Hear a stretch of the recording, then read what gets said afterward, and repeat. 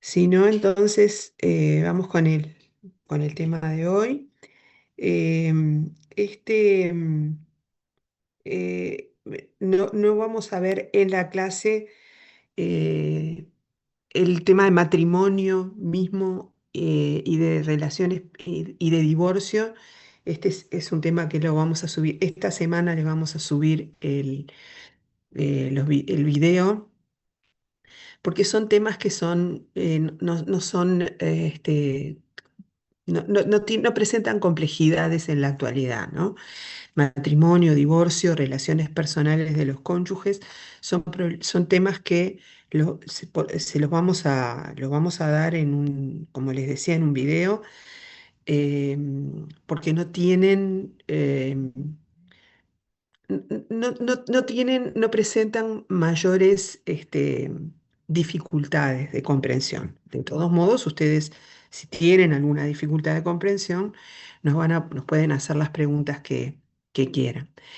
En cambio, el tema del régimen patrimonial del matrimonio es un tema en donde el derecho positivo, eh, tanto el tradicional de los tratados como el de la ley general, eh, presentan algunas diferencias entre sí y algunas cuestiones interpretativas que nos parece que hacen necesario hacer comentarios en la clase, ¿no? Y tener esta instancia como de intercambio en la clase. Em, Aparte es un tema de importancia práctica, digamos, ¿no? O sea, el tema del régimen de bienes en el matrimonio se le puede presentar como abogados o como escribanos fundamentalmente, y por eso es un tema que nos parece que está bueno charlarlo en la clase. Eh,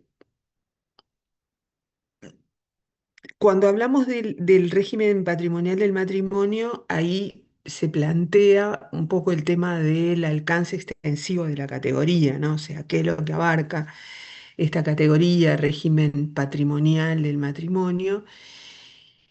Y ahí tenemos todo lo que tiene que ver con la administración de los bienes de los cónyuges, con lo que es la disposición de los bienes de los cónyuges, em,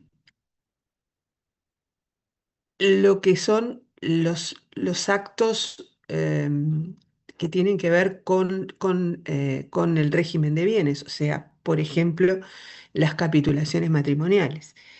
Si es posible pactar capitulaciones matrimoniales, cuándo se pueden pactar esas capitulaciones matrimoniales. Esto forma parte de la categoría régimen de bienes.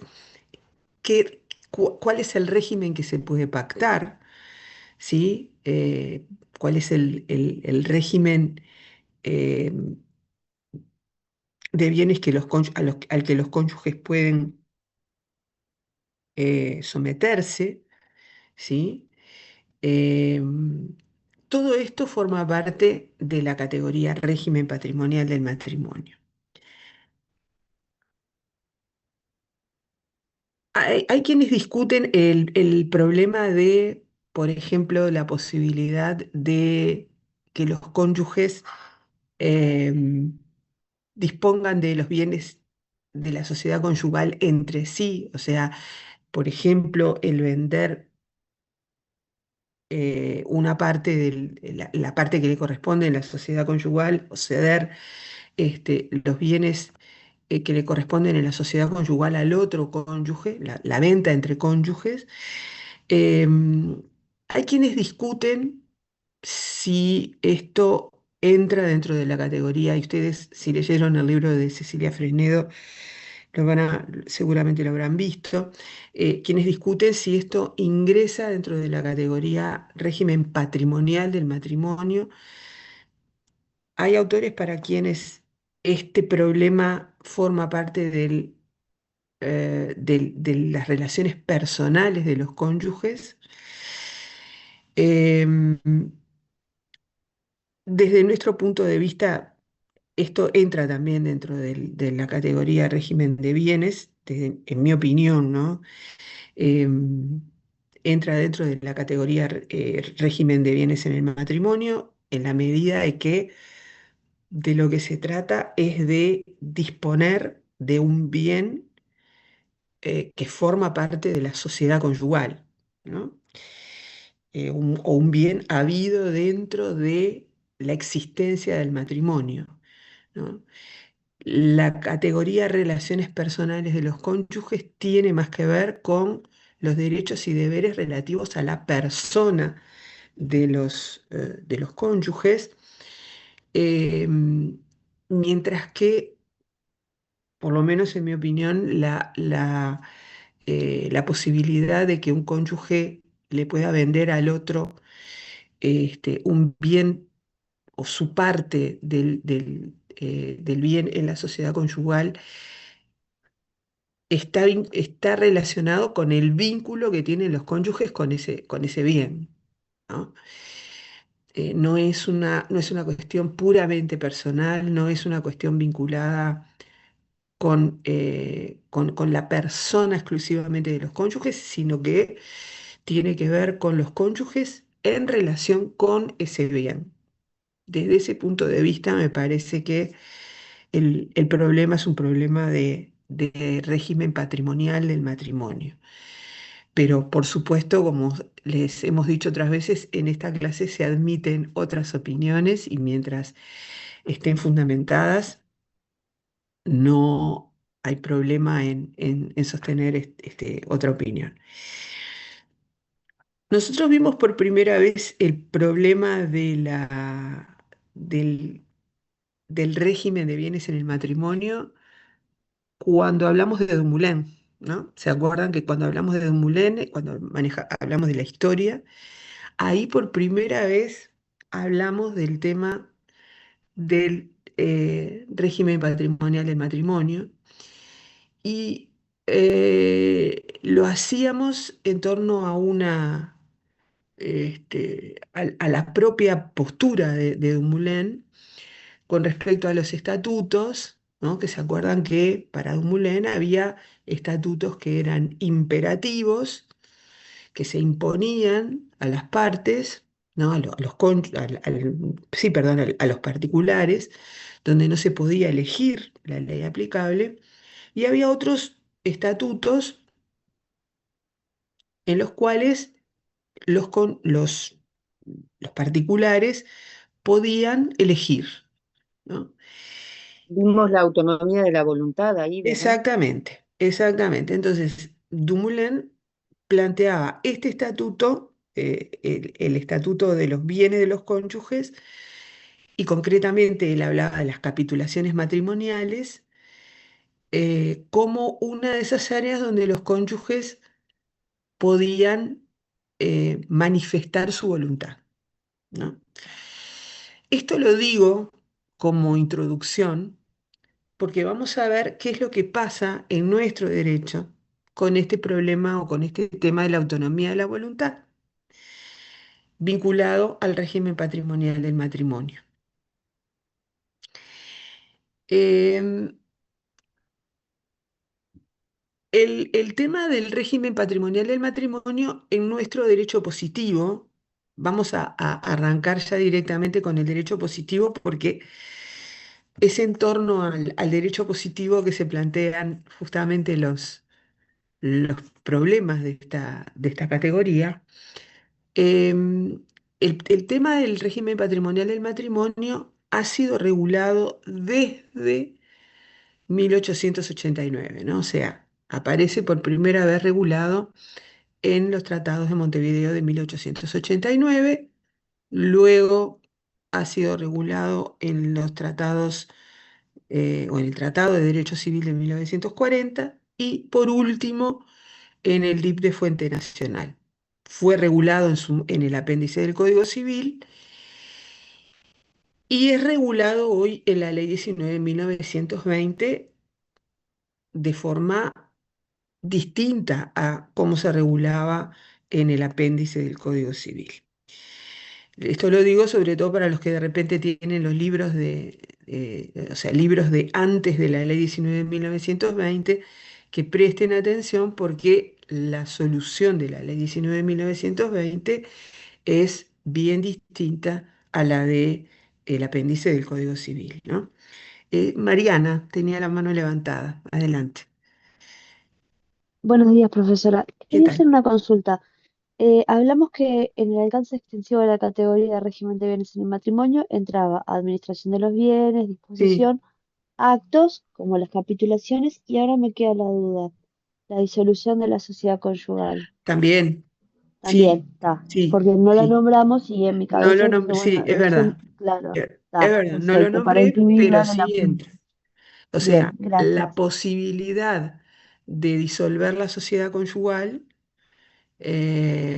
y las condiciones de la disolución de la sociedad conyugal también entran dentro de la categoría régimen de bienes en el matrimonio. Sí, efectivamente, buena observación. Bueno, entonces, vamos a ir por orden cronológico para ir viendo cómo ha evolucionado este tema en nuestro derecho positivo. Si nosotros vamos al Tratado del 89, lo que nos vamos a encontrar es que, o sea, voy a hacer una muy breve referencia al tema del matrimonio y las distintas categorías vinculadas con él. Cuando nosotros hablamos de matrimonio en general, ¿no? En el derecho interno, muchas veces pensamos en el matrimonio eh, y asociamos al matrimonio los problemas que tienen que ver con, que aparecen en el matrimonio, ¿no? O sea, las relaciones personales de los cónyuges, el régimen de bienes en el matrimonio. Pensamos en el matrimonio y pensamos en todo lo que trae aparejado el matrimonio. En el derecho internacional privado, estas son categorías bien distintas, regidas por leyes diferentes. La categoría matrimonio refiere a la constitución del vínculo matrimonial, ¿no? Y como ya sabemos, porque lo hemos mencionado en muchos ejemplos, se rige por la ley del lugar de celebración. Las relaciones personales de los cónyuges constituyen otra categoría distinta que se rige por la ley del domicilio conyugal.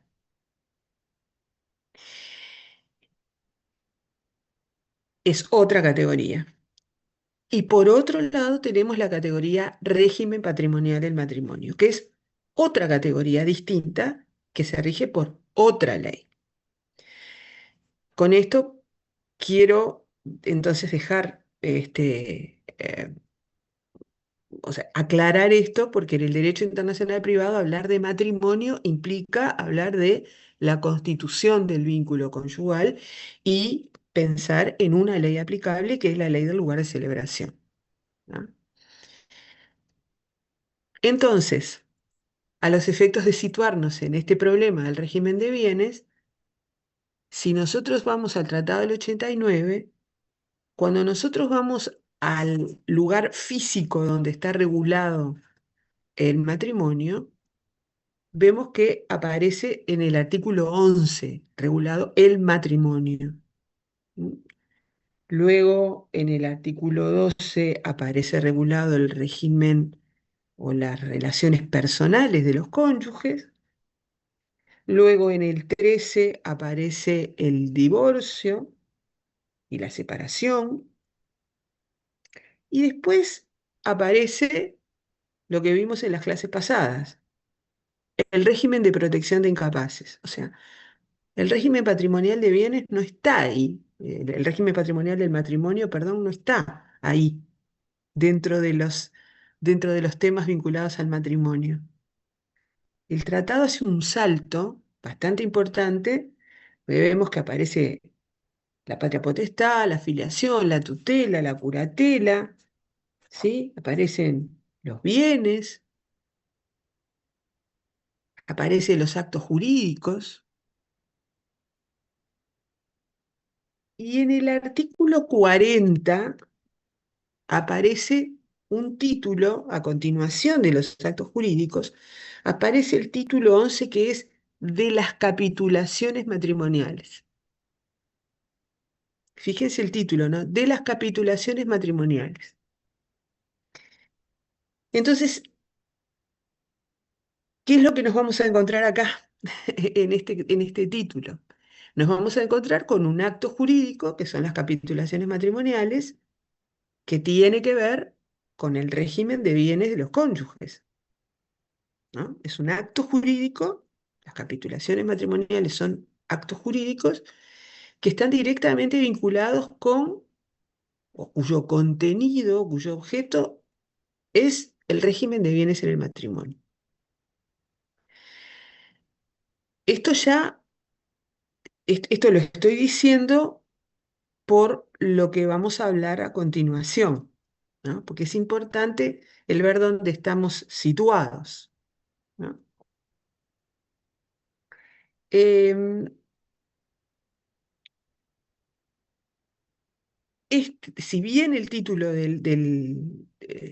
el título es de las capitulaciones matrimoniales y el título, digamos, los artículos incluidos en este título arrancan regulando las capitulaciones matrimoniales, que son actos jurídicos vinculados al régimen de bienes, también este título contempla lo que pasa cuando no hay capitulaciones matrimoniales, ¿no? O sea, que no solo regula las capitulaciones matrimoniales, sino también refiere a lo que ocurre cuando no hay capitulaciones matrimoniales. Entonces, nos va preparando, digamos, para lo que vamos a estudiar a continuación. Si ustedes van al artículo 40, este es el artículo más complejo de este título, de este tema, creo yo. Eh, el artículo 40 empieza hablando de las capitulaciones matrimoniales, tal como nos lo anuncia el propio nombre del título. El artículo 40 dice que las capitulaciones matrimoniales rigen las relaciones de los esposos respecto de los bienes que tengan al tiempo de la celebración, al tiempo de celebrarlas, y de los que adquieran posteriormente en todo lo que no esté prohibido por la ley del lugar de su situación. ¿Sí? ¿Vieron cómo aparece esta expresión que ya la habíamos visto cuando hablamos de las consecuencias patrimoniales de la incapacidad, ¿no? Cuando decíamos la ley aplicable, la ley del domicilio, en todo lo que no esté prohibido por la ley del lugar de situación de los bienes en materia de estricto carácter real. Bueno, acá dice que las capitulaciones rigen al el régimen de bienes de los cónyuges, rigen las relaciones patrimoniales de los esposos, no solo de los bienes que tuvieran al tiempo de celebrarlas, sino también de los bienes que adquieran después, en todo lo que no esté prohibido por la ley del lugar de situación de esos bienes.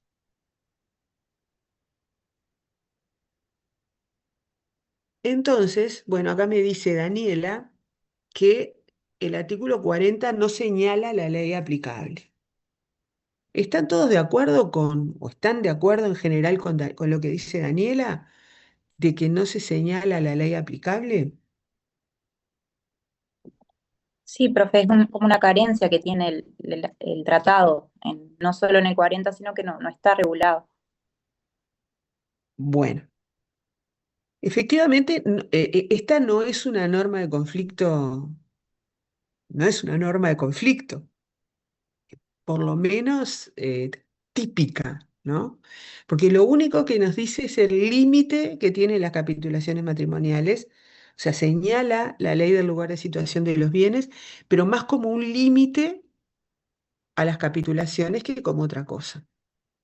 Pero lo que nos dice es simplemente que las capitulaciones regulan al, eh, al régimen de bienes de los cónyuges. Entonces, la pregunta que viene a continuación es, ¿cuál es la ley aplicable a las capitulaciones? Porque las capitulaciones deben hacerse en un marco legal, ¿no? Porque yo podría decir, bueno, ¿y se puede celebrar capitulaciones en cualquier momento? ¿No? Si se puede hacer esto, si se puede celebrar capitulaciones en cualquier momento del matrimonio, ¿quién lo permite? ¿No? ¿Qué es lo que se puede pactar? ¿Qué régimen se puede pactar en esas capitulaciones? ¿No? Entonces, esto no lo dice el tratado, porque fíjense ustedes que en el artículo 41 dice en defecto de capitulaciones especiales. O sea que lo que viene después es ya una solución subsidiaria, o sea, una solución que viene a suplir la falta de capitulaciones matrimoniales. Por lo tanto, el problema de las capitulaciones matrimoniales está en el artículo 40 y nada más que en el artículo 40. Las capitulaciones matrimoniales, entonces, deben estar enmarcadas en una ley, ¿no? No podemos tener un acto jurídico sin ley. Entonces, cabe preguntarse, ¿y cuál es la ley? ¿No? ¿Cuál es la ley aplicable a las capitulaciones matrimoniales en el Tratado del 89? ¿Qué les parece a ustedes?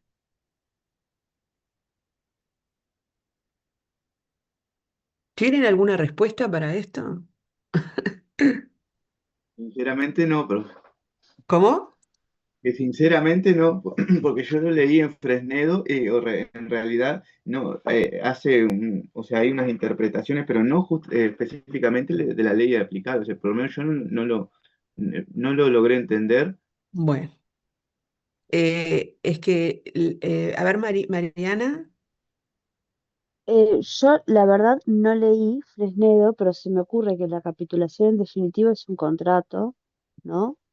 Entre los esposos y que muy probablemente se rija por la ley aplicable a los contratos. Se me ocurre. Y después, o sea, para ver la jurisdicción en su momento, calculo que se aplican los criterios generales, pero es intuición, bueno, adivinación pura. bueno, Soledad, Eh, por lo que yo leí, tengo entendido como que se hizo como una interpretación de la lectura del artículo 41, en la parte que dice, en defecto de capitulaciones especiales y en todos los que ellas no hayan previsto, como que se agarraron como de esa frase como para interpretar, como para poder aplicarle la ley del domicilio conyugal también a las capitulaciones, pero es una interpretación, es una de las interpretaciones, la que decía la compañera también.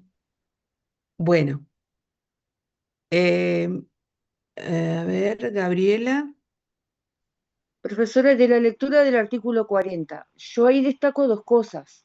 Dice primero, bueno, los bienes que tengan al momento de celebrar el matrimonio y después al final del artículo dice, en todo lo que no esté prohibido por la ley del lugar de su situación. ¿No sería capaz prudente que esa misma ley fuera la que rigiera las capitulaciones? bueno, a ver, Belén, Profe, buen día. Yo ¿qué tal? traté de entender la posición de Ronald Herbert sobre esto y la verdad que no me bajó la idea un poco. Eh, Él habla de que en realidad este artículo se tiene que tomar en conjunción con el artículo 35, que ahí con el punto es como un punto de conexión subsidiario, lo cual no entendí mucho esa postura. ¿Del artículo 35? Sí, la posición Bueno, de Ronald Herbert. bueno, está. Pero no lo entendí, lo leí, pero no lo Bueno, entendí, profe. bueno, vamos a tratar de que puedan comprender, porque yo les vieron que les decía que este es un artículo, o es el artículo más complejo de este tratado, ¿no? Tal vez de este tema. Bueno, con respecto a este artículo 40, efectivamente se han dado varias posturas doctrinarias. O sea, el artículo 40 del Tratado del 89 no nos conduce a una solución unánime. Han habido varias posiciones doctrinarias con respecto a este artículo.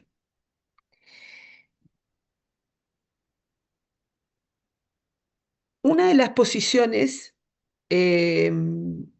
justamente va en el sentido de lo que dice Gabriela. Tenemos el artículo 40 que dice que las capitulaciones matrimoniales rigen las relaciones de los esposos respecto de los bienes que tengan al tiempo de celebrarlas y de los que adquieran posteriormente en todo lo que no esté prohibido por la ley del lugar de su situación. Entonces, una de las interpretaciones o de las posiciones de interpretación de este artículo ha sido que precisamente lo que parecería más adecuado es que las capitulaciones se regulen por la ley del lugar de ubicación de los bienes. ¿Sí? Ya que existe esta limitación, ¿no? En todo lo que no esté prohibido por la ley del lugar de la situación de los bienes, las capitulaciones deberían regirse en su totalidad por la ley del lugar de situación de los bienes. Ahora, ¿qué esta posición tendría la ventaja de que no hay ningún tipo de colisión, digamos, entre la ley con la ley del lugar de situación de los bienes, porque sería ella misma la que rige las capitulaciones. Pero esta posición tiene dos observaciones o dos desventajas desde mi punto de vista. A ver, Mariana. Y iba a decir que una de las desventajas Ah, probablemente perdón, sea que, la escucho o sea, no escucho bien, escucho bajito y como borroso, digamos, perdón, a ver ahí, ahí se escucha un poco mejor, mejor. sí, eh, que iba a decir que probablemente una de las contrariedades que tendría que se rija por la ley de situación del lugar de la situación de los bienes, es que tendría que haber tantas capitulaciones como bienes existan. Entonces, o sea, no habría como una estabilidad en el régimen aplicable. Digamos, que las personas Sí, tendrían que ir celebrando capitulaciones, digamos, si tienen bienes en 10 países, 10 capitulaciones diferentes. sí, o sea, no tantas capitulaciones como bienes existan, sino tantas capitulaciones Donde como lugares lugares existen. donde haya bienes, ¿no? Como lugares donde haya bienes. Lo cual, o sea, toda solución que pase por el lugar de situación de los bienes se territorializa, ¿no? O sea, vamos a tener que analizar la validez de las capitulaciones a la luz de la ley de cada estado donde haya bienes.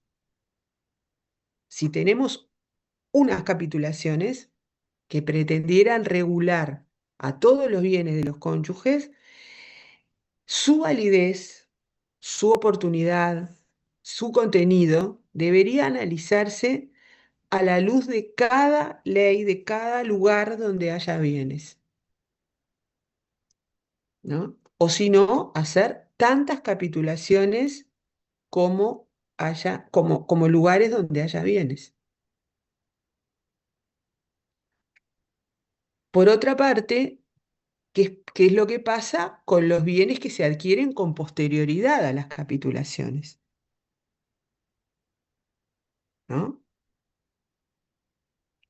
Nuevamente, tendríamos que ver si esas capitulaciones que se hicieron antes de la adquisición de esos bienes se ajustan a la ley del estado donde se encuentran esos nuevos bienes, ¿no?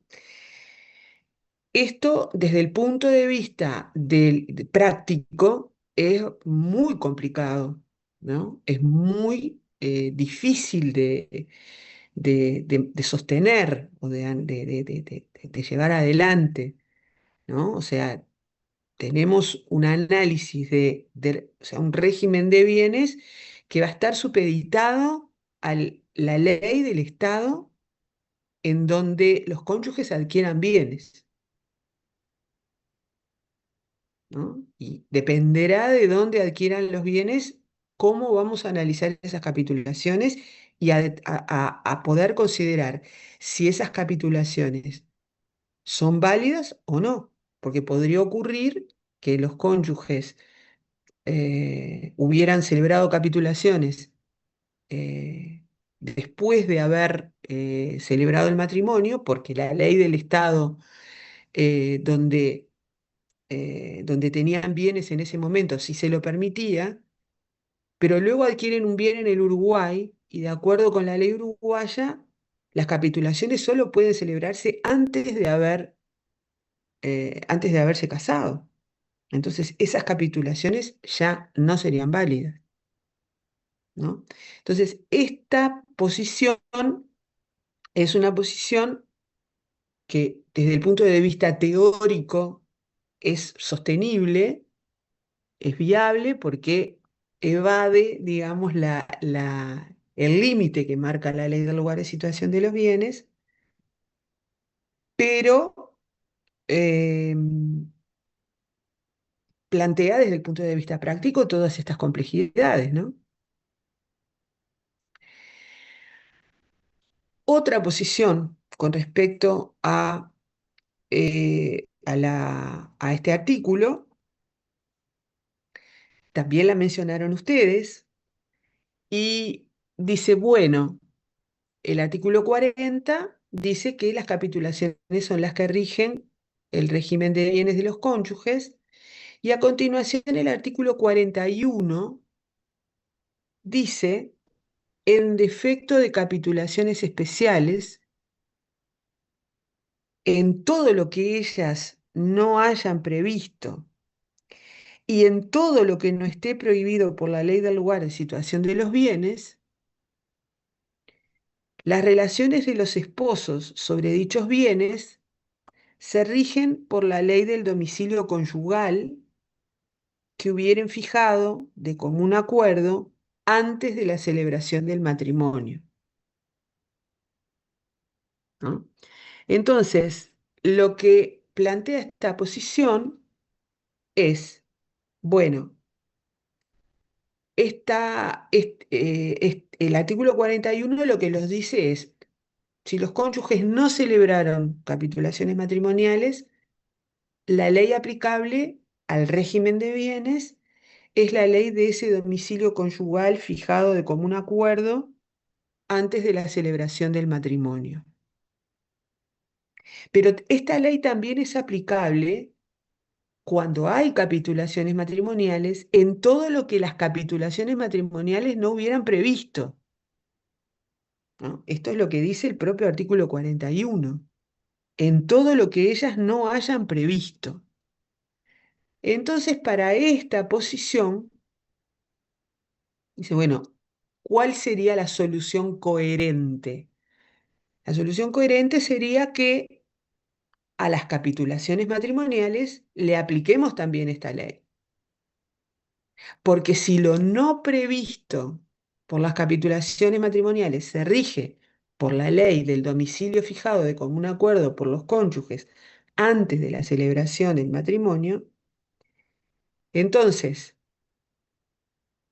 si yo tengo capitulaciones matrimoniales y tengo aspectos no previstos por esas capitulaciones matrimoniales, y esos aspectos no previstos por las capitulaciones matrimoniales se rigen por la ley de ese domicilio fijado de común acuerdo antes del matrimonio, lo lógico sería que lo sí previsto en las capitulaciones también se rija por la misma ley, de manera que todo, o sea, lo previsto y lo no previsto, todo se rija por la misma ley y no que haya aspectos regulados por una ley y aspectos regulados por otro. De manera de guardar una coherencia y una uniformidad en la regulación del régimen patrimonial, lo lógico, dice esta posición, sería que tanto las capitulaciones matrimoniales como lo no previsto en ellas, todo se rija por la ley de ese domicilio conyugal fijado de común acuerdo por los cónyuges antes del matrimonio.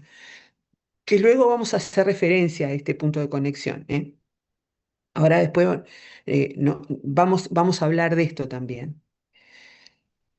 Entonces, ¿les queda clara esta posición? O sea, esta posición lleva a regular a a las capitulaciones matrimoniales por la misma ley que regula a las relaciones patrimoniales cuando no hay capitulaciones, ¿no? O cuando hay algún aspecto no previsto por las capitulaciones, ¿sí? De manera de guardar una coherencia en la regulación, ¿sí? ¿Está claro esta posición? Esta creo que es como la más sencilla, tal vez sea la más sencilla de entender. Em, pero no se terminan acá las posiciones. Profe, Sí, y digo, que acá también con el mismo argumento, pero en contra, es que la critican esta posición porque dicen que esta regulación es en defecto de capitulaciones matrimoniales, sí, entonces no podría regirse por la misma ley porque justamente es en defecto, que sería incoherente, o sea, como que con el mismo argumento, pero utilizado en contra, la critican. sí, sí, sí, claro. Sí, Lo también, cierto, también el no encuentro artículo el- dice en lo no previsto por ellas, ¿no? O sea, contempla la posibilidad de que existan capitulaciones y haya cuestiones no resueltas por esas capitulaciones, ¿no? Entonces, tiene sí, o sea, estamos de acuerdo que esto funciona como una solución subsidiaria en el artículo 41, ¿no? Para cuando no hay capitulaciones. Pero también es cierto de que no está tan mal pensar que si hay capitulaciones eh, y hay cosas que no resolvieron las capitulaciones, no estaría tan mal que todo se resolviera por la misma ley, ¿no? O sea, que lo previsto y lo no previsto se rigieran por la misma ley, porque si no podríamos enfrentarnos a problemas de adaptación incluso, ¿no? O sea, de que haya aspectos regulados por una ley que en algún punto entren en colisión con lo sí regulado, ¿no? Entonces, es cierto que tenemos mecanismos para resolver los problemas de adaptación, pero esta posición para mí tiene su lógica en ese punto, ¿no? O sea, en guardar o sea, en tratar de evitar los problemas de adaptación que pueda plantear el aplicarle a algunos aspectos una ley y a otros aspectos otra, ¿no? Pero sí. Por cierto que es correcta la afirmación de que esta es una solución que en principio está planteada como subsidiaria, a falta de capitulaciones. Profesora, Sí, y aquí vimos también algo de lo que decía Dumoulin, ¿no? Porque los cónyuges tienen cierta libertad para acordar, y en lo que no hubieran dicho nada, a ver, yo lo aplico aquí. En lo que no hubiera estado previsto, o sea, lo que no dijeron nada, de pronto, rigió el domicilio conyugal, podría ser. bueno, ahora vamos a ir a esta posición. Ahora vamos a ir a esta posición, a esto de lo de Dumoulin. Ahora vamos a ir a esto. Antes vamos a pasar por otra posición que sostiene y que por eso hicimos referencia a dónde estaban ubicadas las normas sobre régimen de bienes. Las capitulaciones matrimoniales estas normas sobre régimen de bienes aparecen ubicadas a continuación de los actos jurídicos en el Tratado del 89. Entonces, esto ha hecho ver, aparte de la doctrina, o a poner el énfasis en que las capitulaciones matrimoniales son actos jurídicos, ¿no? Son actos jurídicos que tienen un contenido vinculado con el régimen de bienes en el matrimonio. O sea, el objeto de la regulación de las capitulaciones matrimoniales son los bienes del matrimonio, pero son un acto jurídico. Entonces, para esta posición doctrinaria, eh, las capitulaciones matrimoniales deberían regularse por la misma ley que se regulan los actos jurídicos. ¿Sí? Los actos jurídicos en los tratados de Montevideo se rigen por la ley del lugar de su cumplimiento. ¿Sí? Lo van a entender ahora cuando veamos en las próximas clases, vamos a ver actos jurídicos y lo van a entender mejor cuando veamos actos jurídicos. Por ahora es difícil de comprender y entiendo la dificultad que se le planteó a Belén, porque hay que haber visto actos jurídicos para entenderlo mejor. La ley aplicable a los actos jurídicos, si ustedes van unos artículos antes, van al artículo 32, dice que la ley donde los contratos deben cumplirse rige aspectos formales de los contratos y luego el artículo 33 se refiere a los aspectos sustantivos de los contratos. El lugar de cumplimiento de los contratos, por ahora se los estoy diciendo así muy como sobrevolando esto porque no los quiero complicar con el tema de actos jurídicos, pero algo les tengo que decir para que puedan más o menos entender. Eh, el punto de conexión, lugar de cumplimiento de los contratos, es un punto de conexión jurídico. Es uno de los ejemplos de puntos de conexión jurídicos que deben ser interpretados y que están interpretados en los tratados de Montevideo, del 89 y del 40. La interpretación del punto de conexión, lugar de cumplimiento, tiene que ver con el objeto del acto jurídico. Esto está en el artículo 34 del Tratado del 89, y ahí refiere a si los actos jurídicos recaen sobre cosas ciertas y determinadas, si recaen sobre cosas determinadas por su género, sobre cosas fungibles, sobre prestaciones de servicio. Y según cuál sea el objeto de ese contrato, de ese acto jurídico, vas a ser la forma en que interpretemos el punto de conexión, lugar de cumplimiento. ¿Va? Cuando el acto jurídico recae sobre cosas ciertas y determinadas, como puede ser el inmueble empadronado con el número tal, o el automóvil empadronado con el número tal de tal departamento, de tal país, se entiende que el lugar de cumplimiento es el lugar de situación del bien, de ese bien. Si en las capitulaciones matrimoniales nosotros incluyéramos bienes determinados,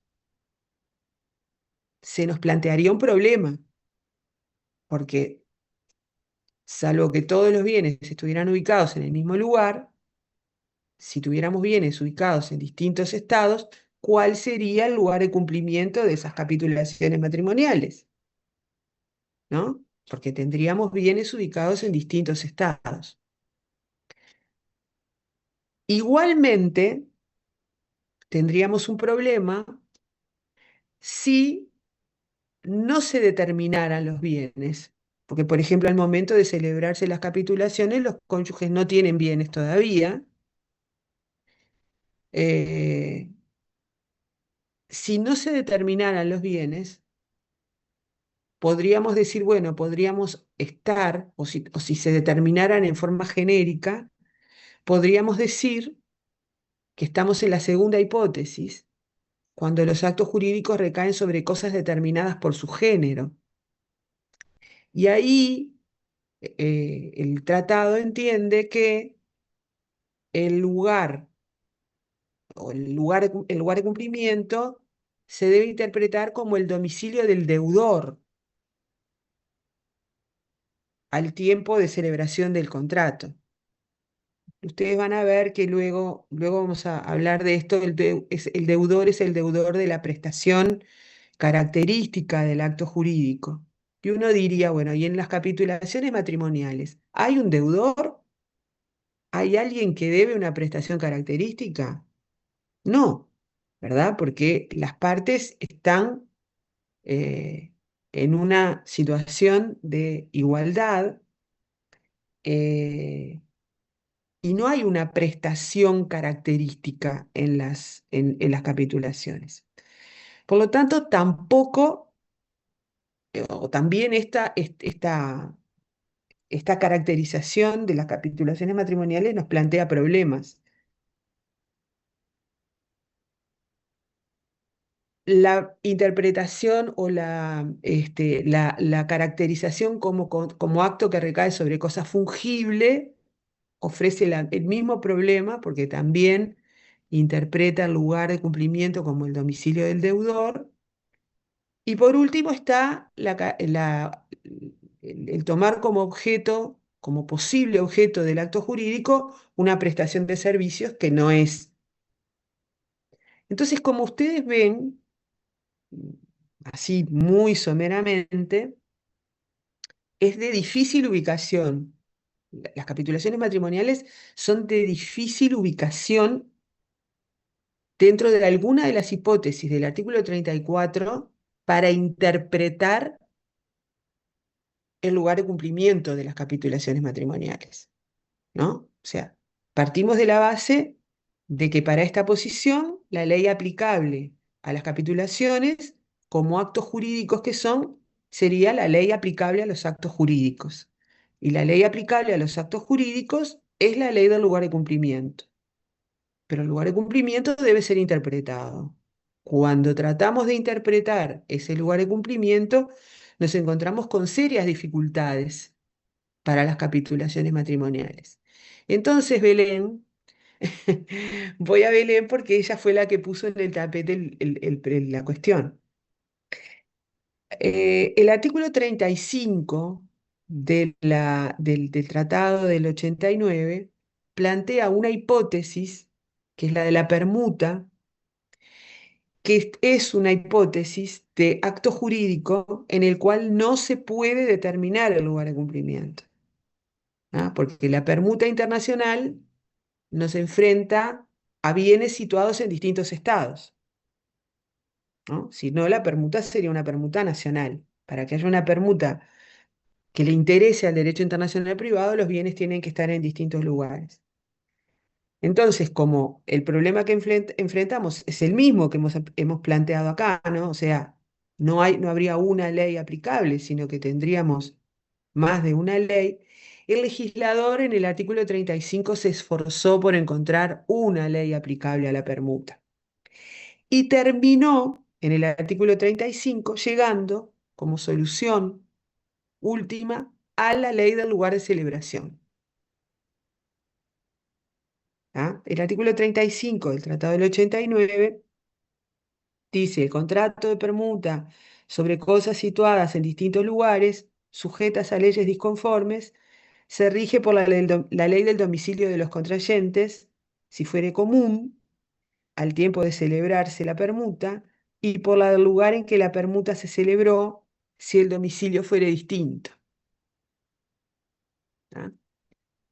Entonces, ahí llegamos a la ley del lugar de celebración del acto jurídico. ¿Ah? Por eso llegamos al artículo 35, Belén. Claro, o sea, Porque yo lo que es, no entendía, o sea, como que tiene sentido, porque en este caso no se puede determinar, eso lo entiendo, el punto de conexión, pero ¿por qué va a la permuta? O sea, entiendo que está antes claro, porque de todo esto, pero me claro, voló la porque, cabeza. claro, porque en el Tratado del 40 sí vamos a ver que hay una solución general para los casos en los que no puede determinarse el lugar de cumplimiento. Pero esto no pasa en el Tratado del 89. En el Tratado del 89, la única hipótesis que manejó el legislador de acto jurídico en el cual no puede determinarse el lugar de cumplimiento es la permuta. Es la única, nos dejó desamparados para otras hipótesis que hay. Hay otras hipótesis en las cuales no se puede determinar el lugar de cumplimiento. Pero en el Tratado del 89 esta es la única hipótesis que manejó realmente el legislador. ¿Tá? Entonces, por eso el artículo 35, ¿no? Y uno dice, ¿por qué la permuta? Bueno, porque es la única hipótesis de acto jurídico en el cual no puede determinarse el lugar de cumplimiento que el legislador contempló expresamente. ¿Tá? Es por eso. ¿Estamos? Bueno, entonces llegamos a la ley del lugar de celebración después de dar muchas vueltas, ¿no? Vieron que llegamos ahí después de muchas vueltas. Todavía nos quedaría, o sea, a ver, antes de llegar a la ley del lugar de celebración, si los cónyuges tuvieran el mismo domicilio, ¿no? Porque vieron que acá el caso de la permuta maneja que si las partes contratantes tienen un domicilio común, se aplicaría la ley del domicilio común, ¿no? En este caso también podríamos manejar esa hipótesis. Si las partes tuvieran un domicilio común al momento de celebrarse las capitulaciones, se podría aplicar esa ley del domicilio común. Pero si no lo tuvieran, la solución final sería la del lugar de celebración de las capitulaciones. ¿Ah? ¿Quedó más o menos clara esta posición? Es difícil, Claro. porque sin haber visto contratos todavía es difícil, pero De todas las posiciones que hablamos, la que se aplica, la más viable en la práctica es la del artículo 35, aplicarlo por subsidiariedad a ese punto de conexión, porque en realidad la primera posición es un poco compleja porque vas a tener tantas capitulaciones como bienes. En la otra también no tiene como mucha salida. Entonces, la otra, desde el punto de vista práctico, no es difícil, o sea, no es compleja, porque es aplicarle la ley del domicilio conyugal, la ley claro, pero del por lo que decía domicilio, Santiago, el argumento que decía bueno, Santiago es que estaba está. como que Sí, sí, siento que sí, te o la pueden sea, tirar abajo. tiene dificultades desde el punto de vista, dificultades no, tiene, eh, digamos, objeciones desde el punto de vista teórico, pero desde el punto de vista práctico tal vez sea de las menos complicadas, ¿eh? Desde el punto de vista práctico, quiero decir. Después tenemos esta posición y todavía hay una última posición que ahí sí vamos a lo que decía hoy Gabriela. Esta última posición entiende que en la medida que el legislador no dijo, o sea, no es que no dijo cuál era la ley aplicable a las capitulaciones matrimoniales porque se le pasó, sino que en realidad, cuando dijo que las capitulaciones matrimoniales regían las relaciones de los esposos respecto de los bienes, en realidad lo que estaba diciendo es que las capitulaciones rigen al régimen de bienes y que las partes tienen libertad para elegir la ley aplicable a esas capitulaciones. Esta posición, entonces, está recogiendo la autonomía de la voluntad, es decir, está yendo a lo que planteaba Dumoulin, ¿no? Las partes podrían elegir la ley aplicable a esas capitulaciones. Y todo lo relativo a las capitulaciones se va a regir por la ley elegida por las partes. Esto, de alguna manera, para quienes sostienen esta posición, se fundamenta en que en el Tratado de Montevideo, en los tratados, perdón, en los tratados de Montevideo de 1889, no hay ninguna proscripción de la autonomía de la voluntad, como sí la hay en el Tratado del 40. Nosotros vamos a ver que en el Tratado del 40, en el protocolo adicional a los tratados de Montevideo de 1940, hay un artículo específico que dice que las partes no pueden modificar las reglas establecidas en materia de ley y de juez por los tratados. Eso está en el artículo 4, si no me equivoco, si no me falla la memoria, del protocolo adicional a los tratados de Montevideo de 1940. Pero si ustedes miran los protocolos el protocolo adicional a los tratados de Montevideo de 1889, que en el libro de Lorenzo son los primeros textos que están, que aparecen, eh, perdón, es el artículo 5 del Tratado del 40, no el 4, es el artículo 5 del protocolo a los tratados del 40. Si ustedes miran el protocolo a los tratados del 89, van a ver que no hay una norma de ese tipo. Con lo cual, quienes sostienen esta posición dicen, bueno, los congresistas de 1889 tuvieron a la mano, o sea, conocían la postura de Dumoulin, manejaban el concepto de autonomía de la voluntad. Porque de hecho, otros autores, el propio Savigny manejaba también la posibilidad de la autonomía de la voluntad. Y, y el tratado de 1889 no impidió que las partes ejercieran esta posibilidad. Al no estar proscripta, impedida la posibilidad de elegir, y al leer el artículo 40, es perfectamente viable sostener que las partes pueden pactar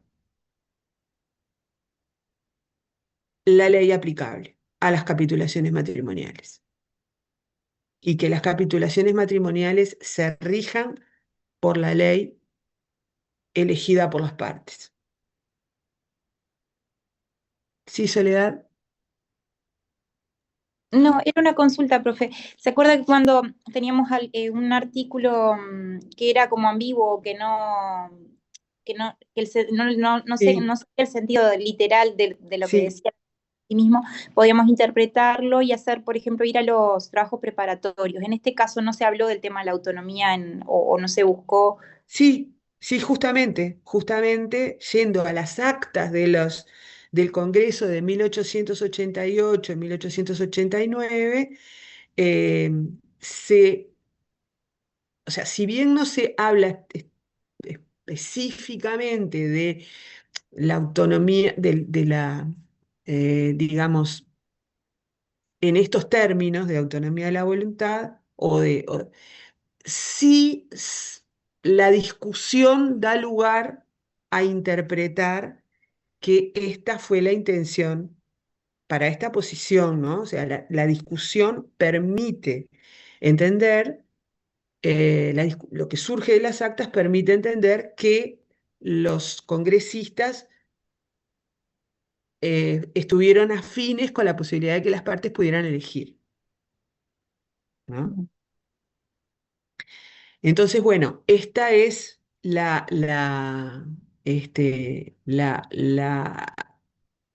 esta es otra de las posiciones que se ha sostenido con respecto a este artículo 40, ¿no? Entonces, cuando hablamos de autonomía de la voluntad en este punto, estamos hablando de la voluntad expresa o tácita, porque si vemos el artículo 41 dice, en defecto de capitulaciones matrimoniales, en todo lo que ellas no hayan previsto, como decía Gabriela, ¿no? Y en todo lo que no esté prohibido por la ley del lugar de situación de los bienes, se aplica la ley del domicilio de los cónyuges. O sea, la voluntad presunta de la que hablaba Dumoulin no es admitida, en todo caso, en el Tratado del 89, porque si no hubo capitulaciones o si éstas no contemplaron algo, en ese caso, lo que dice el tratado es que hay que tener en cuenta lo que dice la ley del domicilio de los cónyuges, ¿no? Entonces, se considera voluntad, manifestación de voluntad, la voluntad expresa o tácita, ¿no? O sea, cuando hay capitulaciones, pueden las partes pactar o podrían las partes elegir la ley aplicable en forma expresa o surgir de las propias capitulaciones cuál fue su intención en cuanto a la ley aplicable. Pero si no hay capitulaciones, ¿no? En todo lo que no hay capitulaciones, sea porque no las pactaron o sea porque hay algo no previsto, el legislador ahí toma la posta y dice, bueno, en esos casos la ley aplicable es la ley del domicilio conyugal pactado por los futuros cónyuges antes del matrimonio. ¿Sí? Bueno, ¿alguna pregunta de todas estas posiciones? Y esta última, profe, en Sí. caso de que no se haya establecido la ley aplicable en las capitulaciones, es como que se aplica la del domicilio conyugal, ¿no? O sea, la ley del Y domicilio sí, en defecto, ¿no? Porque digo, claro, queda- no queda esa vía abierta, como puede ser que la hayan claro, estipulado. exacto. Sí, sí, yo entiendo que sí. O sea, si las partes pactaron capitulaciones, pero no surge ni expresa ni tácitamente cuál sería la ley aplicable, quedarían sometidas a la ley prevista en el artículo 41, Claro, es como aplicar el 41 en la parte que dice que en la parte donde las capitulaciones nada dijeron. en lo no previsto. Claro. Sí, Ahí está. Y sí, después otra consulta, pero capaz que eso lo vamos a ver ahora en un ratito sí, más adelante. El tema de ese domicilio sí, conyugal específico antes del matrimonio, lo vamos a ver después. claro. Es a lo que vamos ahora, justamente. Ah, Profesora, Sí, sí. y entonces, de todas las posturas que vimos, ¿esta sería la más recibida o A la que se ver, tiene? em, no puedo decirles que sea la más recibida. De alguna manera, ustedes van a ver que es la recogida, es- se, o sea, se recoge bastante en la ley general, ¿no? La de la autonomía de la voluntad. Pero no me atrevo a decir que sea la más recibida en cuanto al Tratado del 89. Es una de las posiciones. Me atrevería a decirles que la menos recibida es la que refiere a la ley del lugar de situación de los bienes, ¿no? Pero las otras tres posiciones han sido sostenidas por prestigiosa doctrina nacional. Entonces, porque la de los actos jurídicos fue sostenida por el doctor Ronald Herbert, con un fundamento aceptable, muy aceptable, ¿no? O sea, yo puedo entender perfectamente que las capitulaciones matrimoniales son un acto jurídico, ¿no? Entonces, no me atrevo a darles una posición más admitida que las otras. Sí me atrevería a decir que la posición menos admitida es la del lugar de situación de los bienes por las consecuencias prácticas que esto tiene, ¿no? Que no nos lleva a un régimen de bienes, a una ley aplicable al régimen de bienes, ¿no? Y eso es complicado.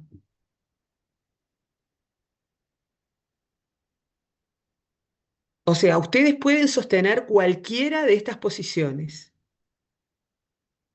Cuando la planteen, tienen que fundamentarla, pero pueden sostener cualquiera de ellas, ¿eh? Nadie les va a decir que está mal, si está debidamente fundamentada, Profesora, disculpe que sí, interrumpa. A mí me ¿no? queda la duda digamos, cómo surge la voluntad de forma tácita en una capitulación para ver cuál es la ley aplicable. Porque intento buscar un ejemplo y no en mi cabeza, porque justamente si uno tiene autonomía de la voluntad para pactar ley, se supone que expresamente dice, bueno, la ley, digamos, que si la persona firma una capitulación, es justamente a los efectos de saber exactamente cuál es el régimen que Sí, por tiene, supuesto. ¿no? Bueno, a ver, podría, o sea, justamente, ¿no? La manifestación de voluntad tácita surge de las cláusulas surge de las cláusulas del acto jurídico, ¿no? Este, surge de la interpretación del acto jurídico. Este, no sé, no se me ocurre en capitulaciones matrimoniales, no se me ocurre este, un ejemplo realmente, pero o sea, habría que ver el caso concreto, pero mm, digo, debería surgir de las propias cláusulas, de los propios, eh, de las propios, del propio texto de las capitulaciones, no sé, no sé, si las partes hacen referencia a sus bienes, a todos los bienes, y los bienes están al momento de las capitulaciones, todos situados en un mismo lugar, en un mismo estado. Las partes los mencionan sus bienes ubicados en tal lugar, al momento de celebrar las capitulaciones. Y las partes no dicen expresamente que quieren ampararse a otra ley, bueno, de repente capaz que podría interpretarse que las partes quisieron someterse a la ley de ese lugar donde están situados todos esos bienes a los que hacen referencia. Por ejemplo, digo, estoy trayendo esto como un ejemplo un poco forzado de repente porque hay que ver en cada caso, ¿no? Pero uno podría interpretar, podría decir, bueno, si las partes no dijeron expresamente que se quieren amparar a la ley de otro estado y al momento de celebrar las capitulaciones, todos los bienes que ellos tienen están en el mismo lugar, en el mismo estado, bueno, podríamos decir que quieren someterse a la ley de ese estado. Pero bueno, como les digo, hay que ver todo el contexto, justamente por eso hablamos de voluntad tácita, ¿no? Bueno, entonces vamos a este punto de conexión, domicilio conyugal fijado de común acuerdo por los cónyuges antes del matrimonio. Bueno, antes del matrimonio no hay domicilio conyugal, ¿no? El propio tratado define, más allá de que de las posturas adoptadas por Uruguay con respecto a la definición de domicilio conyugal en los tratados de Montevideo, se define como el domicilio que los cónyuges tienen de consuno. Este es un domicilio conyugal, pero pactado por los cónyuges antes del matrimonio. La doctrina ha entendido que esto debe entenderse como la ley del primer domicilio conyugal, ¿no? O sea, porque fue pactado por los cónyuges antes del matrimonio, pero es un domicilio conyugal. Entonces, la doctrina ha interpretado esta expresión del artículo 41 como el primer domicilio conyugal, ¿no?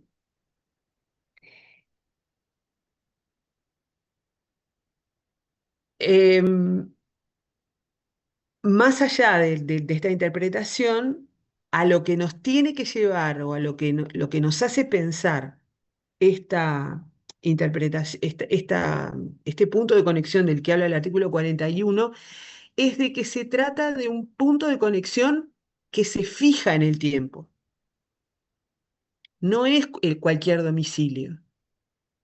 O sea, el punto de conexión domicilio es un punto de conexión variable por excelencia, ¿no? De esta manera, al decir es el domicilio conyugal fijado por las partes de común acuerdo antes de la celebración del matrimonio, se está fijando en el tiempo, con lo cual esto nos lleva a a un concepto íntimamente vinculado con nuestro régimen o con nuestra, eh, digamos, con lo que es la ley aplicable al régimen de bienes en el matrimonio, que es el de la inmutabilidad de la ley, ¿no? La ley aplicable al régimen de bienes en el matrimonio es inmutable. ¿Esto qué quiere decir? Que no cambia en el tiempo, que por más que los cónyuges fijen otro domicilio durante el transcurso del matrimonio, o sea, que por las razones que sea, se trasladen a otro estado y así establezcan su nuevo domicilio, el régimen de bienes del matrimonio va a seguir atado a esa ley, de ese domicilio, ese primer domicilio conyugal.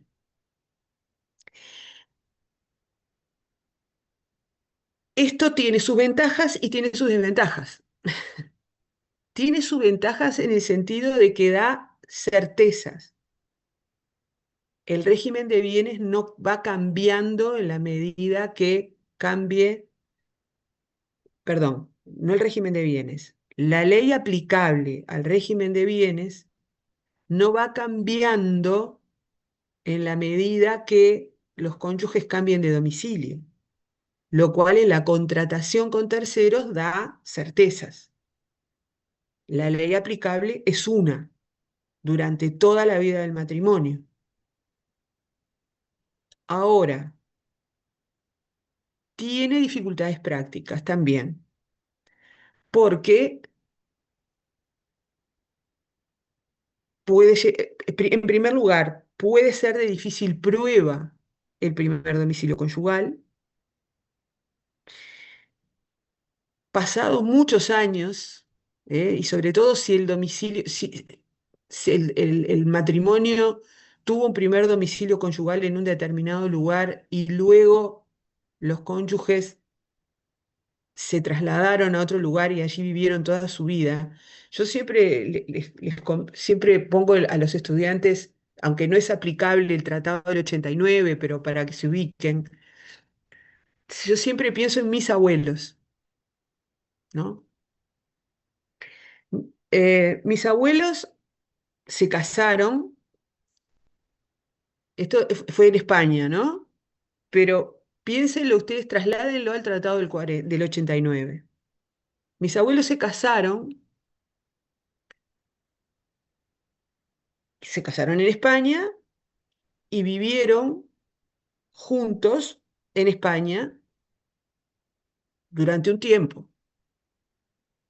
Tuvieron su primer domicilio en España.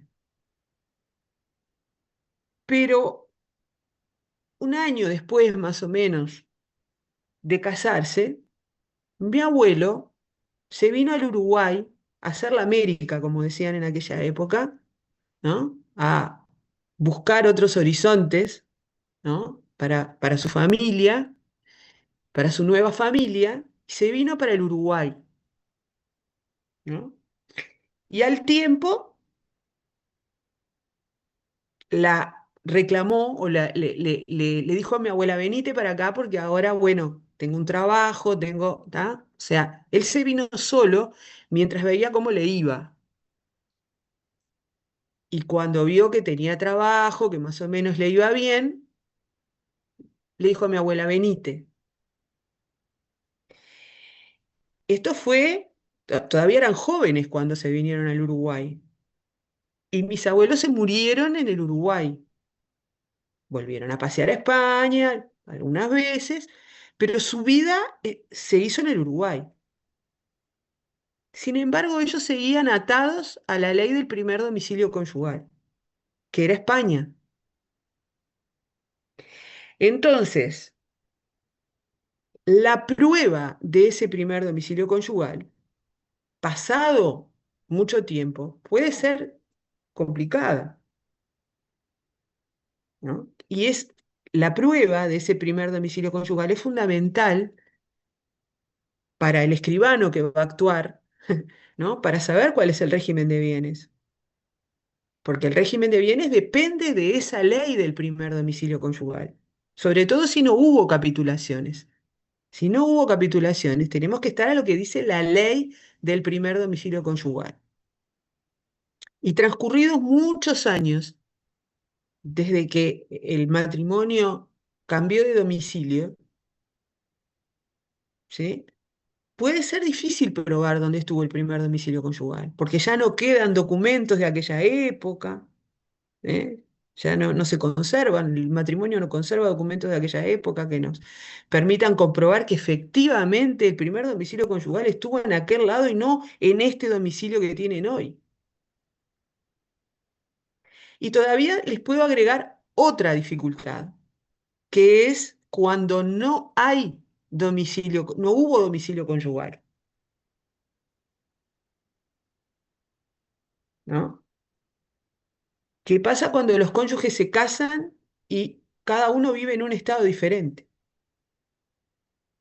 El primer domicilio conyugal capaz que está, o sea, que no es el domicilio, porque algunos lo asocian el primer domicilio conyugal con el lugar donde los cónyuges se casaron, y no necesariamente esto es así.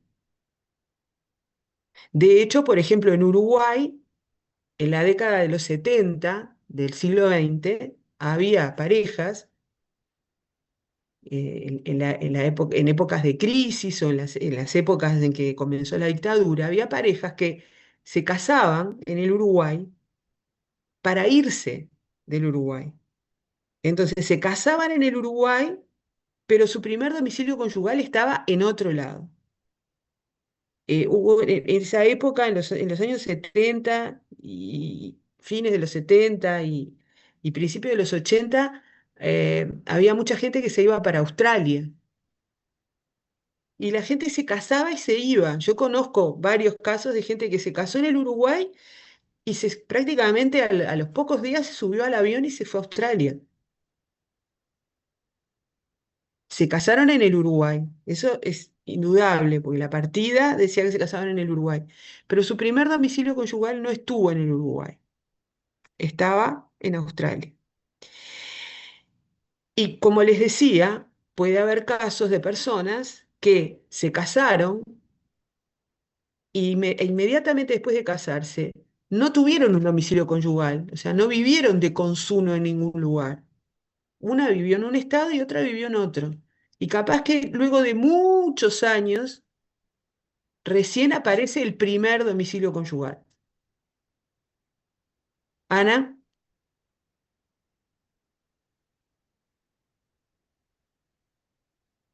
¿no te escuchamos, Ana? No, Ahí. estoy tratando de desmutear. Está. Ahora sí. Ahora estás desmuteada.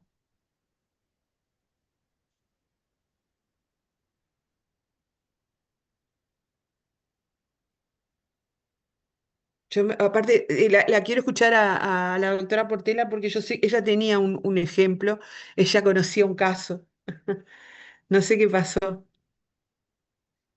Pero bueno, mientras Ana intenta hablar con nosotros, les comento que, bueno, este punto de conexión, primer domicilio conyugal, tiene ventajas. Tiene la ventaja esta de que nos da certezas en cuanto, o sea, nos da la certeza de la inmutabilidad de la ley aplicable, en cuanto no tenemos que estar averiguando, eh, o sea, no tenemos que estar averiguando, no, el régimen de bienes no cambia según cambia el domicilio, siendo el punto de conexión domicilio un punto de conexión variable, pero tiene esta dificultad, la dificultad de la prueba, la dificultad de que, como en el caso este que yo les contaba de mis abuelos, el régimen de bienes puede no tener nada que ver ya con la vida de los cónyuges, cuando estos cónyuges hace mucho tiempo que se instalaron en otra sociedad, ¿no? Y cuando fue muy breve ese tiempo en el que estuvieron domiciliados, tuvieron su primer domicilio en un determinado lugar, ¿no? Profesora, Sí, pasaban situaciones así con personas que se casaban momentos antes de ir a la guerra también, claro. o estando en guerra. Sí, Hay sí, gente que claro. eran incluso de distintas nacionalidades Sí, y se casaban un americano y una inglesa en Francia, porque estaban ahí en plena Segunda Guerra Mundial, por ejemplo. sí, sí, Y sí. pasaban a estar juntos con suerte, ¿no? De estar los dos, finalizada la guerra o en determinado momento, mucho después de que se hubieran casado. Claro, claro. Sí, sí, sí, sí, sí, sí. Por eso tiene sus dificultades este punto de conexión, ¿no? Eh, eh, Tiene ventajas y tiene desventajas. Em, bueno, todavía hay algo más para decir con respecto al punto de conexión en el Tratado del 89, porque ven, en el artículo 42 dice que si no hubieren fijado de antemano un domicilio conyugal, ¿no? Las mencionadas relaciones se rigen por la ley del domicilio del marido al tiempo de la celebración del matrimonio. Y este artículo es un artículo que plantea las mismas dificultades de las que habíamos hablado cuando hablamos del artículo, cuando hablamos de la definición de la interpretación del punto de conexión domicilio conyugal, ¿no? Si bien Uruguay esto no lo reservó nunca, a nosotros nos plantea estas mismas dificultades, ¿no? O sea, la dificultad de aceptar este artículo, de aplicar este artículo, por más que funcione de modo subsidiario, ¿no? Porque ven que acá el domicilio del marido funciona de modo subsidiario, cuando las partes no fijaron de común acuerdo el punto de conexión. Perdón, no fijaron de común acuerdo el domicilio. Pero esta solución a nosotros no nos resulta admisible. ¿Ah? Y por último, con respecto al Tratado del 89, el artículo 43 refuerza lo que dijimos hace un momentito en cuanto a la inmutabilidad de la ley. El artículo 43 dice, el cambio de domicilio no altera las relaciones de los esposos en cuanto a los bienes, ya sean adquiridos antes o después del cambio, ¿no? O sea, evidentemente, si nosotros fijamos temporalmente el punto de conexión domicilio, ¿no? En el primer domicilio conyugal, el hecho de que haya un cambio posterior de domicilio no quiere decir, o sea, no altera la ley aplicable al régimen de bienes, ¿no? Esto es algo que va de suyo por la propia fijación temporal del punto de conexión, pero que el legislador lo dice de todos modos expresamente. Hay algo que que hay que decir, bueno, es como lo que siempre aclaramos en este tema, y es que inmutabilidad de la ley, que es lo que recoge el Tratado del 89, no quiere decir inmutabilidad del régimen, porque el régimen de bienes depende de la ley aplicable. Y la ley aplicable puede admitir cambio de régimen, como en nuestro derecho, o puede no admitir cambio de régimen. ¿Sí? O sea, la ley aplicable puede admitir que el matrimonio modifique su régimen de bienes, pasar de régimen de gananciales a un régimen de separación, o a la inversa. ¿Sí? Por ejemplo. O podríamos estar ante una ley que no permita el cambio de régimen. Todavía podemos tener incluso la situación en la cual en que la ley se modifique, o sea, que se modifique el régimen legal. Ahí está el famoso caso de Italia, que allá por la década de los 70 modificó el régimen legal de bienes. El régimen legal en Italia era el régimen de separación de bienes. Y allá por la década de los 70, si no me equivoco, o principios de los 80, cambia el régimen legal de los cónyuges, ¿no?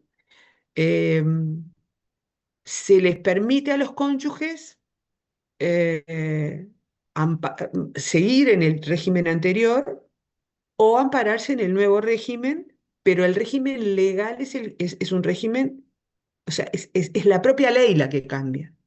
Esto también puede pasar, ¿no? Entonces, por ejemplo, los cónyuges que se habían casado bajo la ley italiana, que su primer domicilio conyugal estaba en Italia, pasaron por esta situación, ¿no? Se casaron al amparo, por ejemplo, los que no hicieron capitulaciones matrimoniales y se habían casado, o sea, como mis abuelos, ¿no? En los años 40, pónganle ustedes, o antes de los años 40, se habían casado bajo el régimen legal de separación. Incluso, no sé si alguno de ustedes vio una partida de matrimonio italiana, por lo menos las viejas partidas de matrimonio italianas, en la propia partida de matrimonio decía cuál era el régimen de bienes. En la propia partida estaba establecido. Ahí no había problemas de prueba porque ahí mismo decía cuál era el régimen al que estaban sometidos los cónyuges. Cuando ocurre el cambio de la ley, hay una ley creo que fue en la década del 70, que modifica el régimen legal, se les otorga a los cónyuges que se habían casado bajo el régimen anterior la posibilidad de ampararse al nuevo régimen. Los nuevos matrimonios iban a quedar amparados al régimen de gananciales, que era el nuevo régimen. Pero a los que se habían casado bajo el régimen anterior se les permite eh, elegir a qué régimen quedan amparados, ¿no? Entonces, una cosa es la inmutabilidad de la ley y otra cosa es la inmutabilidad del régimen. La mutabilidad o inmutabilidad del régimen de bienes depende de lo que diga la ley aplicable. ¿Está claro esto?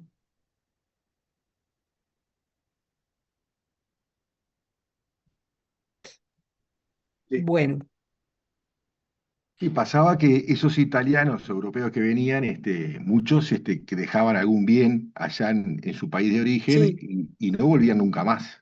Creo que era sí, también una situación de solución para los que quedaban allá, ¿no? sí, sí, sí, sí, sí, es así. No, incluso eso tenía su influencia cuando se tramitaban ese tema del régimen de bienes de los cónyuges italianos, cuando se tramitaban sucesiones por bienes ubicados acá, ¿no? Si eran bienes gananciales o si no eran bienes, si el cónyuge iba por los gananciales o si iba por la porción conyugal, o sea, eso generaba un tema también para nosotros acá, ¿no? Y no era práctico. Lo bueno era que cuando uno sacaba las partidas, eh, la partida de matrimonio aparecía cuál era el régimen de bienes, ¿no? Entonces eso ayudaba un poco. Santiago, Sí, una consulta práctica nomás. Respecto a la prueba de este domicilio conyugal fijado por las partes, ¿qué le pedís o qué te traen como prueba? O sea, porque para determinar justamente la ley aplicable, no sé, se me ocurre una intervención de un escribano, por ejemplo. sí, a ver, podría ser ¿Cómo lo determinás? cualquier documento o sea, cualquier documento público que demostrara, o sea, que nos diera indicios de que las personas en ese momento vivían en ese lugar. O sea, En un determinado lugar. Porque eh, si hubiese capitulaciones, es fácil, porque digo, si está claro, determinado en la sí, capitulación de la ley, claro, está. Me imagino si no hay, o si en las capitulaciones no está determinado. claro, sí, pero Podría- podría, o sea, podrían ser, o sea, documentos que nos sirvan como indicio de, de, de que vivían en ese lugar, en esa época. Este, Tal vez la partida de nacimiento de alguno de sus hijos. podría ser, podría ser, si fue un nacimiento próximo al matrimonio. eh, no siempre es fácil, ¿eh? No es fácil, justamente ahí hay un problema. A veces, porque los documentos, después que pasa mucho tiempo, los documentos se pierden, más si hubo un traslado, un cambio de domicilio, un cambio de estado, o sea, un cambio de país, los documentos a veces se pierden en ese traslado. eh, no es fácil, por eso este es un punto de conexión que no todo el mundo lo valora positivamente, ¿no? Por esas dificultades. Bueno, em, En el Tratado del 40, ahora después vamos a ver juntos los problemas de jurisdicción, pero quiero hacer el comparativo con el Tratado del 40 para que ustedes vean cómo cambió la cosa y dejar esto visto en la clase de hoy. En el Tratado del 40, si ustedes van a buscar las normas sobre el régimen de bienes en el matrimonio, van a ver que la ubicación cambió. Si ustedes van a mirar el Tratado del 40, van a ver que está el artículo 13 sobre el matrimonio, el artículo 14 sobre las relaciones personales de los cónyuges, el artículo 15 sobre el divorcio y el artículo 16 que dice: las convenciones matrimoniales y las relaciones de los esposos con respecto a los bienes se rigen por la ley del primer domicilio conyugal en todo lo que, sobre materia de estricto carácter real, no esté prohibido por la ley del lugar de situación de los bienes. Entonces, como ustedes ven acá la cosa cambió, ¿no? Allá en el Tratado del 89 teníamos un título que era de las capitulaciones matrimoniales. Y el régimen de bienes estaba como parte de las capitulaciones matrimoniales, ¿no? O vinculado al acto jurídico capitulaciones matrimoniales. Acá es al revés. O sea, acá las capitulaciones matrimoniales forman parte de la regulación del régimen patrimonial del matrimonio, ¿no? Y ven que está dentro del título del matrimonio, o sea, como parte de las categorías vinculadas al matrimonio. La solución acá es una. Las capitulaciones matrimoniales, o sea, haya capitulaciones matrimoniales o no haya capitulaciones matrimoniales, la ley aplicable es la ley del primer domicilio conyugal. Y las capitulaciones matrimoniales se rigen por la ley del primer domicilio conyugal. Es decir, sí se pueden celebrar capitulaciones matrimoniales. ¿Qué se puede pactar en las capitulaciones matrimoniales?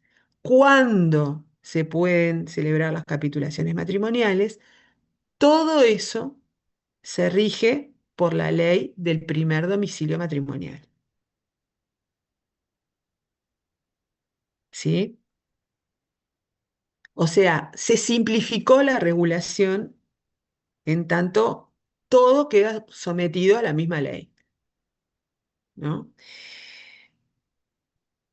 Y el artículo 17 se mantiene, o sea, es igual al artículo 43, creo que era, del Tratado del 89. El cambio de domicilio no altera la ley competente para regir las relaciones de los esposos en cuanto a los bienes, ya sean adquiridos antes o después del cambio. O sea, se mantiene en la medida que lo que se adopta es la ley del primer domicilio matrimonial, que hay una fijación temporal de este punto de conexión variable que es el domicilio. También acá hablamos de la inmutabilidad de la ley, ¿no? Y los cambios de domicilio que puedan haber en ese matrimonio no afectan a la ley aplicable la ley aplicable al régimen patrimonial de ese matrimonio, ¿no? Como ustedes ven, la solución es mucho más, o sea, se simplificó. En un solo artículo tenemos la regulación, ¿no? Pero también, entonces, desaparece la posibilidad, desaparece la autonomía de la voluntad, ¿no? Acá no hay autonomía de la voluntad, lo cual es consecuente con el artículo 5 del que les hablaba en el protocolo adicional a los tratados, cuando dice que la jurisdicción y la ley aplicable según los respectivos tratados no pueden ser modificadas por voluntad de las partes, salvo en la medida en que lo autorice dicha ley, ¿no? Em, bueno, estaba mirando a ver qué podíamos ver en este tiempo que nos queda, que es prácticamente nada. Em,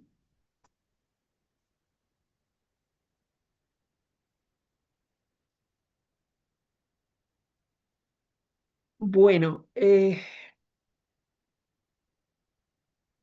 lo que les puedo, vamos a aprovechar para ver jurisdicción, a ver si podemos decir algo. Em,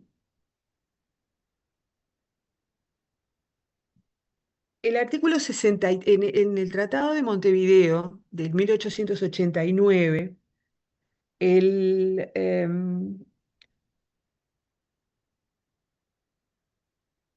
la regulación de las cuestiones vinculadas con los bienes está regulada en el artículo 63.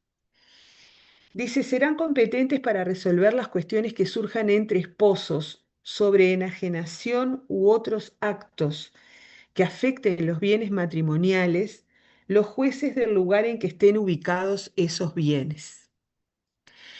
Este artículo eh, es un artículo complicado, em, sobre todo cuando uno piensa en el tema de la disolución de sociedad conyugal, ¿no?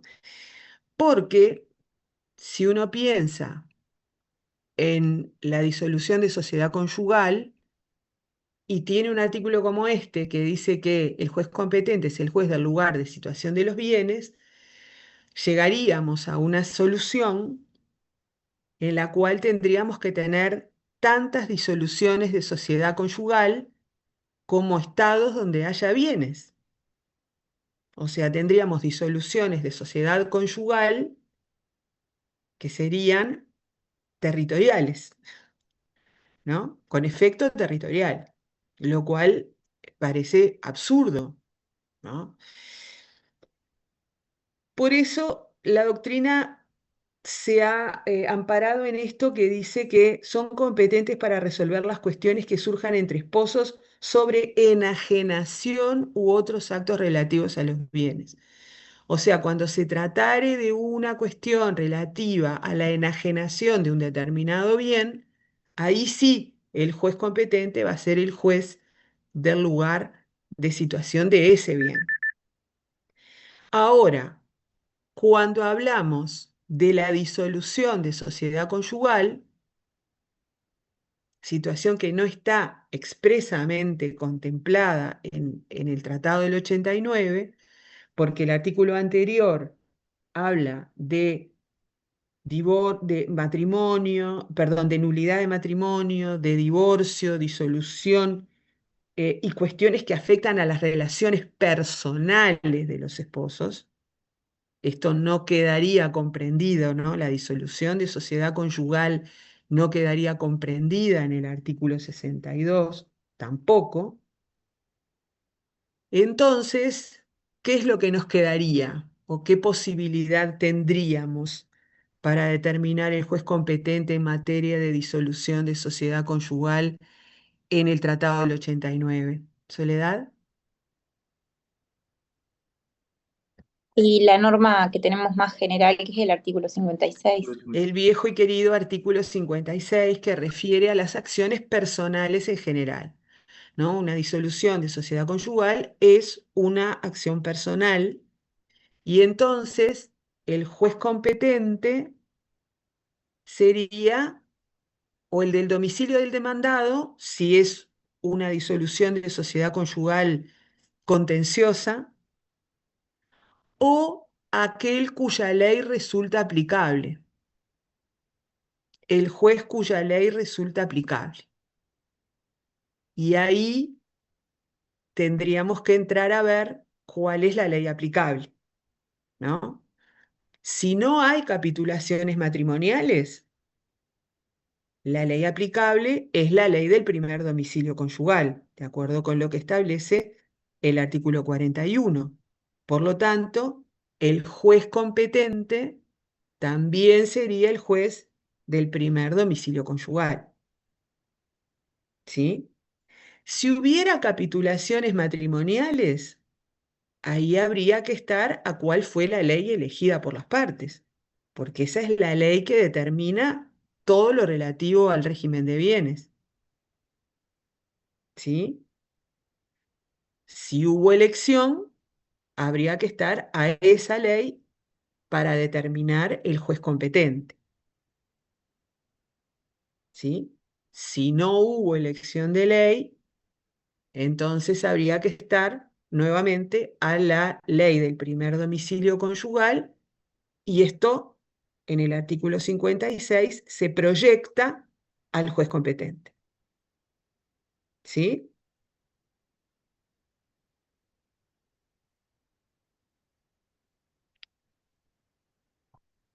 Bueno, y en el tratado del 40,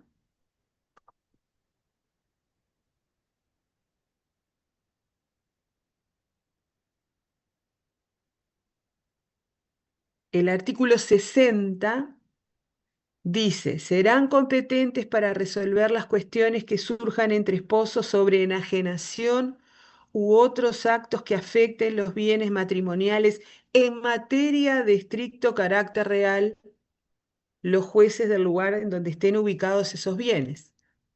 O sea, acá ya sí que no quedan dudas, porque acá habla de materia de estricto carácter real, con lo cual la disolución de sociedad conyugal no entra, ¿no? En el Tratado del 40 tampoco entra. Y el artículo 59, en el que tampoco entraba, porque también refería a nulidad, divorcio, está reservado por Uruguay, además, el artículo 59. Por lo tanto, también en el Tratado del 40, la respuesta ahí es ir al artículo 56, ¿no? Profe, en ese caso, ¿se podría admitir la prórroga acá? Sí, en este caso sí, porque es una acción Sí, ¿no? personal con Porque son contenido acciones patrimonial, ¿no? patrimoniales. Sí, o sea que acá sería aplicable todo el artículo 56. Criterio hacer, domicilio del demandado y Tres prórroga. criterios, digamos. Sí. ¿Tá? Bueno, nos queda para la próxima la ley general. ¿Sí? Nos queda la ley general. Y después de ver régimen patrimonial del matrimonio, vamos a ver restitución internacional de menores. ¿Sí? Em, Ana, no estás ahí, Ana, ¿no? Sí, estoy acá. Ah, estás, Me está, porque tú quedé, que... me quedé sin batería y tal. Ah, perdón. Está. No, no, yo hoy lo que quería simplemente era, nada, acotar de que sí, de que esto es muy común, esto que tú decías sobre de casarse, irse a otro país, pasa muchísimo con las personas que necesitan estar casadas, hoy sobre todo que hay muchas personas que viven en concubinato y que necesitan, por ejemplo, porque su pareja se va a radicar en el exterior por trabajo o por lo que fuera, o por materias de estudio, porque se van a estudiar, una beca, lo que fuera, y si el otro lo quiere acompañar, estando casados, adquirirían también la residencia, y por eso es que mucha gente se casa y se va también, ¿no? Sí, Entonces ahí formalizan el matrimonio, más que nada por una cuestión de no llegar, digamos, ilegal al otro país, como se dice vulgarmente. sí, Así pueden quedarse. Entonces es muy común que el primer domicilio justo esté en otro. Yo conozco muchos casos, parejas reales, no es que se casaron por eso, sino que en claro, realidad necesitan para formalizar. Y sí, bueno, y ahí se produce esto, ¿no? De que su régimen matrimonial tiene que ver con el país que se van a vivir, a establecer. exacto, tal cual. Bueno, muy bien. Entonces, en la próxima terminamos con la ley general y vamos a ver restitución internacional de menores, que también es otro tema desde el punto de vista práctico muy importante. Este, eh, Restitución da para un curso solo, ¿no? Solo restitución. Entonces vamos a tratar de ver los aspectos más importantes. Aparte tenemos varios tratados. Tenemos el Convenio de La Haya del 80, tenemos la Convención Interamericana, hay convenios bilaterales que tiene Uruguay con Argentina, Perú y con Chile, y tenemos la Ley Nacional de Restitución. ¿No? Así que, bueno, sobre eso Y con tenemos eso el caso Guandanara ahora, sí, que lo pueden ir bichando, sí, tal cual. a ver qué les parece. Sí, sí, es el caso mediático del momento. Que, como además ahí podrían ver que hay un tratado, ya podrían saber cuál va a ser la solución del juez. Yo por lo menos me parece que viene Sí, rumbeada para un lado, pero sí, nada. Y cuando tengan alguna duda si esto sirve o no sirve, recuerden que Wanda Nara le pagó $50.000 a una asesora en Brasil, así sí, que capaz que les gustaría aprender del tema porque le salió $50.000 el asesoramiento de una abogada brasilera, experta en restitución supuestamente, no sé. sí, Así que capaz sí, que, sí. que les entusiasma el tema, Puede ser un aliciente. pero $50.000, escuchame, capaz que sí. Bueno, Laura, alguien levantó la mano. Hola, hola, ¿qué tal? Yo quedé en la duda, lo había preguntado en el chat, pero se ve que no lo vieron. Ah, perdón. Las discusiones que habíamos visto de la ley aplicable a las capitulaciones matrimoniales, yo entendí que se podía aplicar cualquier ley, entonces yo había preguntado cuál era la más, porque cuál era Sí, la ley. eso lo habían preguntado ya, por eso yo les decía que no me atrevía yo a decir cuál es la posición que se aplica más. Porque la que Eh, se aplica menos, sí la dijo, sí, sí, sí, por eso, pero claramente. no me La que se atrevería a aplica más, no. decir cuál es la posición que se aplica más. O sea que se podría aplicar Si cualquiera está opción. fundamentada, si está debidamente fundamentada, sí. No Bien, es aplicar por aplicar, pero si la posición está debidamente fundamentada, sí, porque cualquiera de las tres posiciones que hemos, o sea, todas las posiciones tienen su fundamento, pero sobre todo las tres que hemos dicho o sea, sacando la de la ley del lugar de situación de los bienes, que desde el punto de vista práctico es bastante inconveniente porque nos lleva a pluralidad de capitulaciones o analizar una sola capitulación desde muy distintos puntos de vista, el mismo acto jurídico, todas las demás tienen fundamentos muy sólidos. Entonces, si está bien fundamentada, se puede sostener cualquiera de ellas. bien, Sí. bien.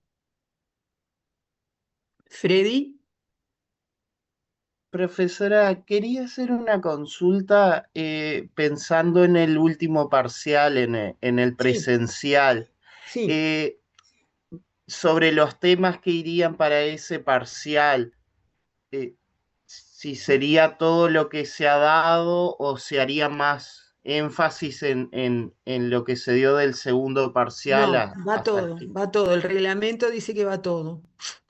Está, está. Y sobre De todos modos, o sí, sea, lo que les quiero decir es que aunque no lo dijera el reglamento, de todos modos lo tendrían que repasar igual, porque ya ustedes están viendo que en estos temas que estamos viendo, estamos aplicando orden público, interpretación, integración, o sea, todo lo que vimos en los temas, eficacia de sentencias, todos los temas que hemos visto en los últimos, en los anteriores escritos, ahora los estamos aplicando. Entonces, aunque el reglamento no lo dijera que va todo, de todos modos habría que estudiar lo anterior para tenerlo fresco y poderlo aplicar en un caso que se nos pueda plantear de la parte especial. ¿Ah? Perfecto, perfecto, profesora, muchas gracias. Por favor. Y el primer parcial sé que siguen corrigiendo Estamos todavía, corrigiendo, sí. Vamos a tratar, esta semana sí que vamos a tratar de entregarlo, ¿sí? Perfecto, ¿Ah? muy amable. Por favor. Profesora, ¿la modalidad del último parcial va a ser desarrollo o va a ser más rápido, así como... No, va a ser desarrollo. Bueno, gracias. Sí, sí. Sí, ya ustedes se habrán dado cuenta de que yo no soy muy amiga, y menos en una materia con la cual ustedes están recibiendo, de usar múltiple opción. Pero, ¿van a ser como la misma cantidad de casos, profe? ¿O No capaz sé, que va a poner? no sé. Capaz que eso se refería a la compañera en más rápido, en Ah, realidad, bueno, eso no sé, cuántos Exacto. casos, cuántas preguntas, no sé, pero que son de desarrollo, eso sí.